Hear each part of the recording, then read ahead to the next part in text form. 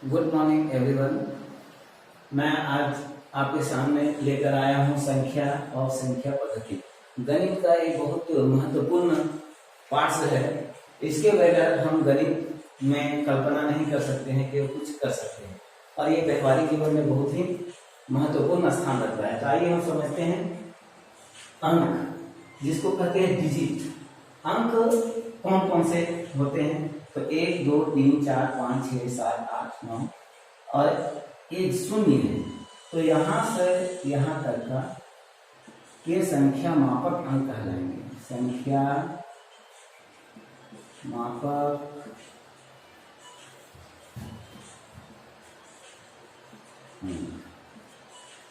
और ये 0 बाद में जिसका आविष्कार हुआ है ना, हमारे भारतीय गणितज्ञ आर्यभट्ट के द्वारा ये शून्य का आविष्कार हुआ। शून्य की खोज हुई, तब पूरा दुनिया को अंक मिला। नहीं तो कोई भी संख्या हम बड़ा से बड़ा नहीं लिख सकते थे। चलिए हम इसी कड़ी में आगे बढ़ते हैं। अंक में ये तो अंक में देखें हम लोग संख्या मापक अंक और ये शून्य, इसको हम दार्शनिक पद्धति के अंतर्गत में हम लोग जानते हैं। और ये है वास्तविक। अब इसी के मान में आगे चलते हैं वास्तविक मान, अंकों का वास्तविक मान। जैसे 2 का वास्तविक मान 2 ही होगा, 4 का वास्तविक मान 4 ही होगा, 3 है तो 3 ही होगा। लेकिन जब हम संख्या के रूप में देखते हैं तो स्थान प्लेस के अनुसार, स्थानिक मान के अनुसार, तो ये इकाई अंक में है, ये दहाई अंक में, सैकड़े अंक में, सैकड़े स्थान पर। तो 1, 10 और 100। तो वंश में जो आएंगे वो एक अंक का जहां तक होगा, यानी 9, उससे ज्यादा नहीं हो सकता है। जहां 2 अंक आएगा तो इकाई दहाई 2 अंक में चला जाता है, इसलिए 2 का स्थानिक मान 2 होगा और 2 का वास्तविक मान भी 2 ही होगा। ठीक है। अब दहाई का अंक इकाई 1, 10, इकाई दहाई ये 40 का लाएगा, और सैकड़े में 3 है तो 300 का लाएगा। इकाई दहाई सैकड़ा 1, 10 और 100 यानी 300। अब इसको ऐड करेंगे 342। अब इसी क्रम में आगे चलते हैं सम संख्या। तो 1 2 3 4 5 6 7 इस तरह अनंत चलते जाएगा, इंफिनिटिव। तो हम देखते हैं कि जो जोड़ा संख्या होता है, जैसे 2 4 6, ये सम संख्या कहलाएंगे। 2 4 6 इस तरह से ये सारी संख्याएं क्या है? सम संख्याएं। अब यदि हम विषम का बात करते हैं तो बिजोड़ा होता है, उसका जोड़ा नहीं होता है। जैसे 1 3 5 और 7। चलिए जानते हैं, इसमें ज्यादा समझने की जरूरत नहीं है, कोई भी समझ सकते हैं। अब आते हैं संख्या। तो संख्या में रोमन संख्या होता है। तो रोमन संख्या में कौन कौन से हैं? रोमन संख्या से पहले छोटी और बड़ी संख्या पर हम चर्चा करते हैं। जैसे 1 से लेकर ये 9 तक है, तो एक अंक का यहाँ इस लाइन में है, एक अंक की बड़ी संख्या होगी। बड़ी संख्या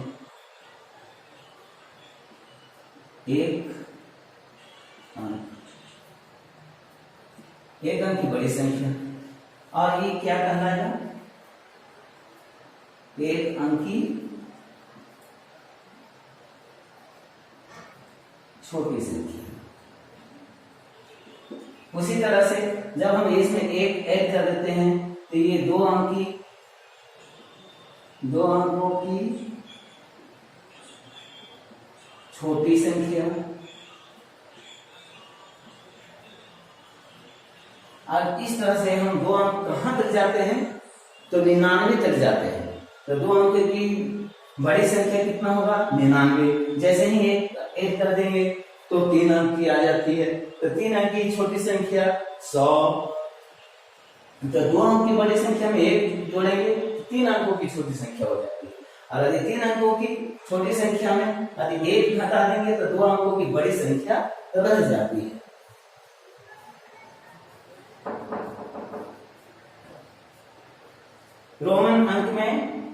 देखें कि एक का रोमन एक आई होता है, 2 का रोमन डबल आई होता है, अंग्रेजी के अक्षरों का प्रयोग किया जाता है। 3 का ट्रिपल आई, 4 का आई भी, 5 का भी। अब इसी क्रम में आगे चलते हैं। भी में यदि हम 1 जोड़ देते हैं, 5 में 1 दाहिने तरफ लिखते हैं तो 8 हो जाता है, तो 6 हो गया, 2 हुआ 8 तो 7 हुआ। इसी क्रम में 10 तक जाएंगे और 10 के बाद देखिए 11 1 हुआ। 10 के पहले, x के पहले यदि आया बाएं तरफ तो 1 घट गया तो 9 हुआ। यानी बाएं तरफ होगा तो घटेगा और दाहिने तरफ होगा तो जुटेगा, 1 जुटेगा। जैसे 10 में देखिए, 10 में यदि हम बाएं तरफ लिखे हैं 1 तो 9 हो गया, और यही दाएं तरफ लिखे तो 11। उसके बाद हम इस क्रम में चलते चलते ये 20 तक 30 तक जब चला जाएगा। अब 20 हुआ, अब 21 लिखना है तो 10 20 1 21, 10 20 और 5 25। इस तरह कहीं दिक्कत होने वाली बात नहीं है। 30 तक तो जाएगा। अब प्रॉब्लम कहां से आएगा? 40 से आएगा, क्योंकि 40 में 40 को जानने से पहले हमको फिर 50 जानना होगा। तो 50 का क्या होता है? एल। तो 50 में जैसे ही हम 10 घटाते हैं तो 40 बचता है। अब ये 50 है और 50 से आगे 10 लिख देंगे तो ये हो जाएगा 60, और 50 से पहले 10 लिख देंगे, इसका मतलब ये 10 माइनस हो गया। 50 में 10 माइनस हो गया तो ये बचेगा 40। तो ये कहलाएगा आपका 40 और ये कहलाएगा 60। उसी तरह से 50 60 70 5 75, इस तरह से हम चलते जाते हैं। अब इसमें जाने की क्या बात है? 50 का L तो 100 का क्या होगा? C। 400 का क्या होगा? तो 400 को पहले 4, अब ऐसा नहीं है कि 400 लिख दे, 4 को C लिख देंगे। हम रूल में लिखे हैं, है ना, कि किसी भी लेटर को 3 बार से अधिक नहीं प्रयोग कर सकते, है ना। तो हम ये 4 बार लिखेंगे तो ये रॉन्ग हो जाएगा। तो राइट क्या होगा? 500 लिखेंगे तो 500 का डी होता है और डी में सी को घटा देंगे, यानी 400 हो जाएगा। उसी तरह से 600 D C, 700 D double C. अब मान लीजिए कि 740 लिखना है तो वही हिसाब से चलेगा। 40 का एक्स एल होता है तो 700 का हो जाएगा डी डबल सी और एक्स एल जाएगा। अब बेहतरीन का समझिए कि किसी भी लठिया, जिसको हम लोग देहाती भाषा में कहते हैं डंडा, जिस अक्षर पर जैसे डंडा पढ़ लिया, मान लीजिए कि ये है 6, तो 6 पर डंडा बढ़ गया है, यानी ऊपर रेखन लग गया है तो 1000 से गुना हो जाता है, तो कितना हो जाएगा? 6000। तो ये इसका रोमन कहलाएगा 6000। इसका और एक नियम है। पहला नियम तो ये समझ गए कि किसी भी लेटर को 3 बार नहीं लिखना है। दूसरा कि भी एल और डी, डी मतलब 5, एल मीन्स 50, डी मीन्स 500 को दोबारा नहीं लिखा जा सकता। इसका नियम नहीं है कि हम इसका प्रयोग दोबारा कर सकते हैं। जैसे एम का दोबारा कर सकते हैं, डबल एम लिखेंगे 2000, ट्रिपल एम लिखेंगे 3000। तो इसका नियम समझिए। और लठिया जिस अक्षर पर के ऊपर पड़ता है उसको 1000 से, तो 1000 उसका मान बढ़ जाता है। तो यहां तक समझ गए होंगे आप लोग। एक बार इसको आराम से स्क्रीनशॉट ले लें।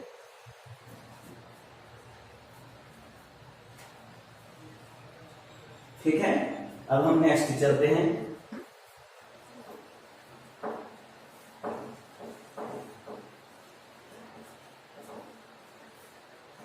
आप संख्या को बहुत अच्छे से समझें। प्राकृतिक संख्या, तो 1 से शुरू होने वाली सारी संख्याओं को प्राकृतिक संख्या बोला जाता है, अनंत। सबसे छोटी प्राकृतिक संख्या 1, सबसे बड़ी प्राकृतिक संख्या इंफिनिटिव, इसका संभव नहीं है। आप बोलिएगा 1 लाख, हम कोई बोलेगा 1 लाख 1, तो ये संभव नहीं, बड़ी संख्या संभव नहीं है। सबसे छोटी प्राकृतिक संख्या 1। अब इसी में प्राकृतिक संख्या बाद यानी नेचुरल नंबर के बाद देखिए होल नंबर आता है। होल नंबर में यानी कि 0 पहले लग जाएगा तो हो जाएगा आपका पूर्ण संख्या। ये पूर्ण संख्या कहलाएगा जिसमें 0 लगेगा। पहले बताया कि आर्यभट्ट ने जब 0 का खोज किया तब पूर्ण कहलाया, तो ये पूर्ण संख्या के अंदर में आएगा पूरा। पूर्णांक संख्या इंटेगर्स नंबर जिसको हम कहते हैं पूर्णांक संख्या इंटेगर्स।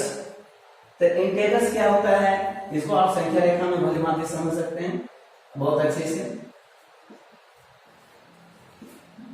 ये माइनस का जाएगा बाएं की ओर, दाएं की ओर प्लस, सेम दूरी।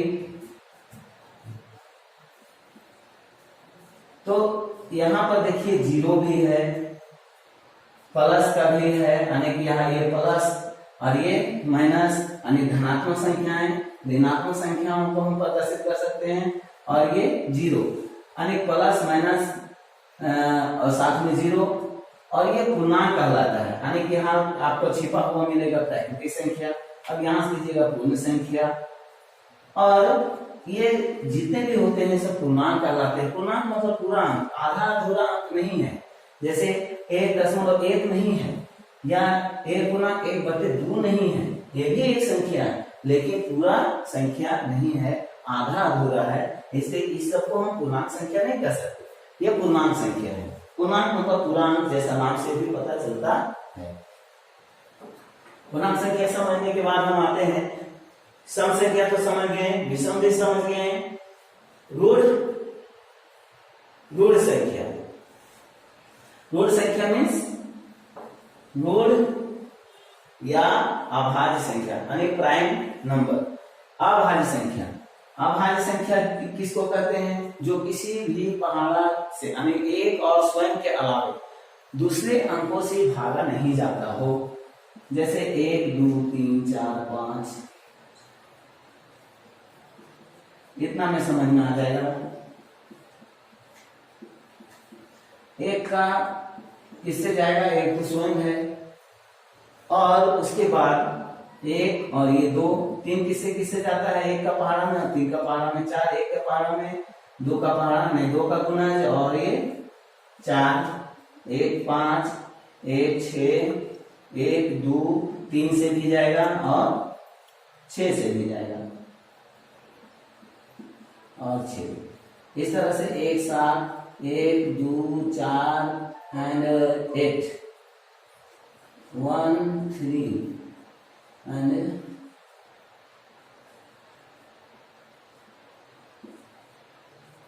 9 1 2 1 के पहाड़ में, 2 के पहाड़ में, 5 के और 10।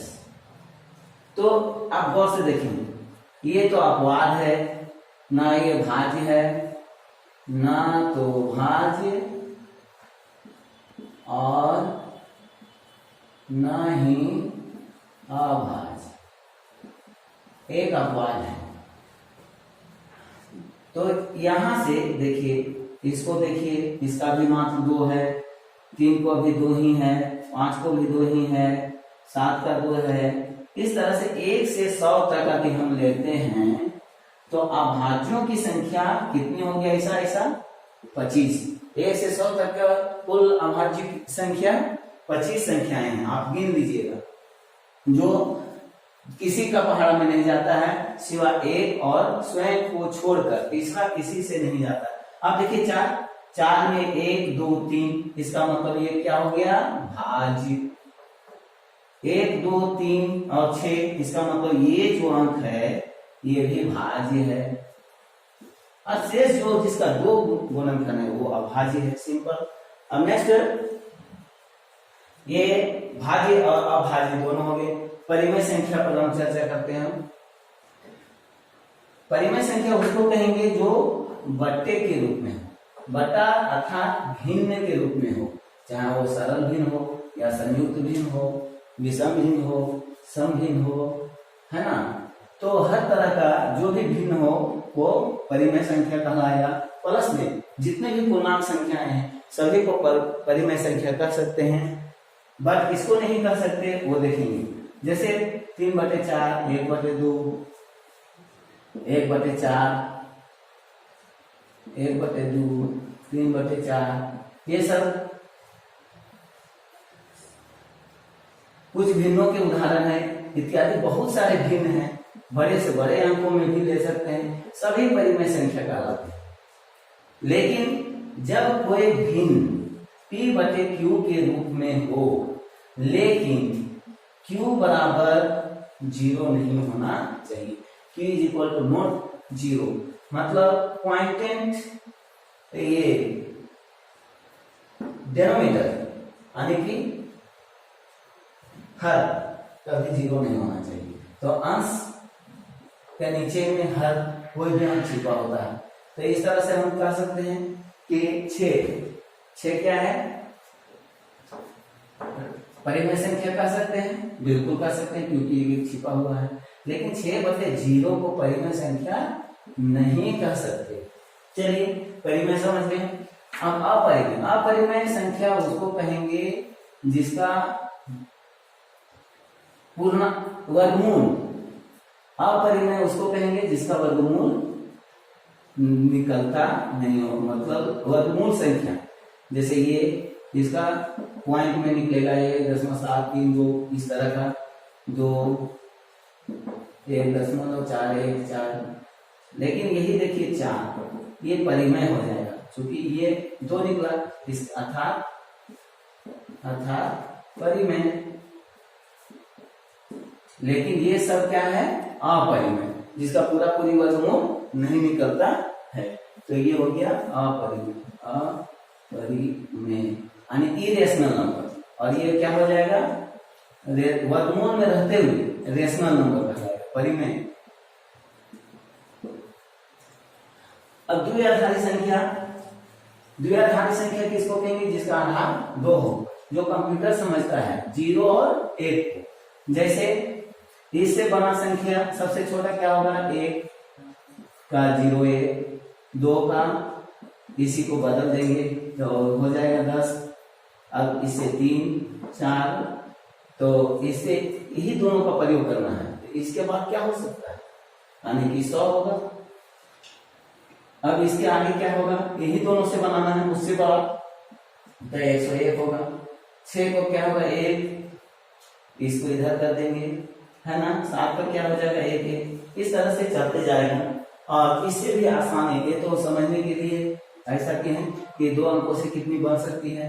मतलब हम 10 को समझते हैं तो कंप्यूटर वो तुरंत 2 समझ लेता है, 2 को 10 समझ लेता है, मतलब कन्वर्ट कर देता है वो अपना लैंग्वेज में। तो बाइनरी नंबर समझ निकालने के लिए कैसे करते हैं, जैसे हम 4 कर लेते हैं। अब 4 को 2 से भागा देंगे, द्विआधारी संख्या। 4 को 2 से भागा देंगे, कितना होगा, 2 दूना 4, कितना शेष रह गया, कुछ नहीं, 0। अब 2 से देंगे कितना होगा, 2 एकम 2, यानी कि शेष कितना रह गया, 0। इसको इधर से काउंट करते हैं, कितना हो गया, 4 का द्विआधारी यानी बाइनरी नंबर,